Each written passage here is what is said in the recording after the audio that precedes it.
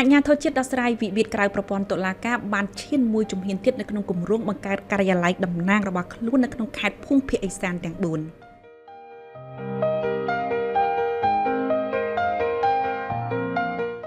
គម្រោងបង្កើតឲ្យមាននៅការិយាល័យតំណាងអដកនៅតាមបណ្ដាខេត្តភូមិភាគឦសានទាំង4នេះរួមមានក្រចេះស្ទឹងត្រែងមណ្ឌលគិរីនិងរតនគិរីដែលតាមគម្រោងការិយាល័យនេះនឹងប្រកាសឲ្យអនុវត្តនាពេលឆាប់ខាងមុខនេះគម្រោងប្រកាសដាក់ចេញការិយាល័យតំណាងអដកទាំង4នៅក្នុងខេត្តភូមិភាគឦសាននេះត្រូវបានប្រកាសដាក់ចេញដោយឯកឧត្តមការរិទ្ធឧបនាយករដ្ឋមន្ត្រីក្រសួងយុតិធម៌និងជាប្រធានអដកនៅក្នុងកិច្ចប្រជុំលើកទី10នៃអដកនៅថ្ងៃទី8ខែឧសភានាពេលថ្មីនេះឯកឧត្តមយមផារ៉ូតអគ្គលេខាធិការនៃអាជ្ញាធរជាតិដោះស្រាយវិវាទក្រៅប្រព័ន្ធតុលាការបានឲ្យដឹងថាគម្រោងបង្កើតការិយាល័យនៅខេត្តទាំង4នៃតំបន់ភូមិភាគឦសានកើតមានឡើងបន្ទាប់ពីឯកឧត្តមការរិទ្ធឧបនាយករដ្ឋមន្ត្រីក្រសួងយុតិធម៌និងជាប្រធានអដក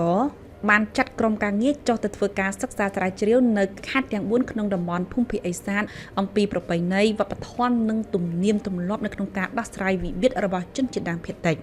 ហើយផ្អែកតាមលទ្ធផលនៃការសិក្សាស្រាវជ្រាវនេះអាជ្ញាធរជាតិដោះស្រាយវិវាទក្រៅប្រព័ន្ធតុលាការក៏បានមើលឃើញពីភាពចាំបាច់និងសារៈសំខាន់នៃការដាក់ចេញគម្រោងចុះដោះស្រាយវិវាទក្រៅប្រព័ន្ធតុលាការតាមរយៈការបង្កើតការិយាល័យតំណាងរបស់ខ្លួនដើម្បីបង្ខិតសេវាដោះស្រាយវិវាទក្រៅប្រព័ន្ធតុលាការជូនប្រជាពលរដ្ឋនៅតំបន់ជនជាតិដើមភាគតិចនិងតំបន់ដាច់ស្រយាល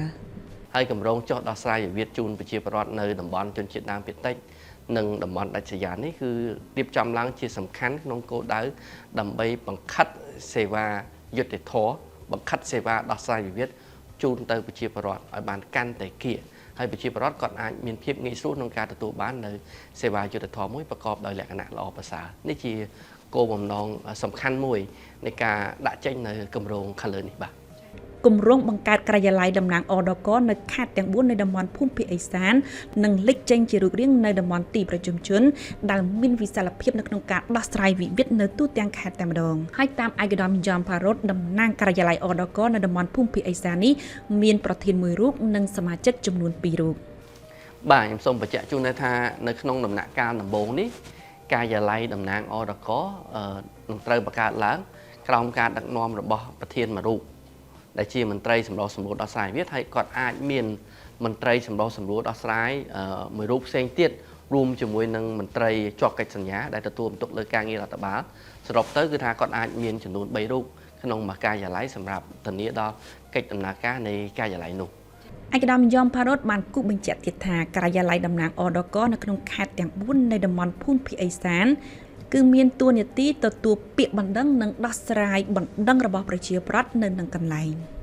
ម្យ៉ាងវិញទៀតក្នុងករណីដែលតំណាងការិយាល័យទទួលបានសំណុំរឿងច្រើននិងមានភាពចាំបាច់អាចស្នើសុំមកអគ្គលេខាធិការដ្ឋាននៃអាជ្ញាធរជាតិដោះស្រាយវិវាទក្រៅប្រព័ន្ធតុលាការដែលមានការិយាល័យនៅភ្នំពេញដើម្បីចាក់ឡាត់មន្ត្រីពីថ្នាក់ជាតិដើម្បីជួយទៅដោះស្រាយវិវាទនៅទីនោះដោយផ្ទាល់បានហើយប្រសិទ្ធភាពនៃការដោះស្រាយវិវាទដែលយើងនៅនឹងកន្លែងផ្ទាល់នេះគឺថាប្រកាសណាវាអាចនឹងមានប្រសិទ្ធភាពច្រើនជាងគេថាអញ្ជើញគាត់មកដោះស្រាយដោយផ្ទាល់នៅរាជធានីភ្នំពេញ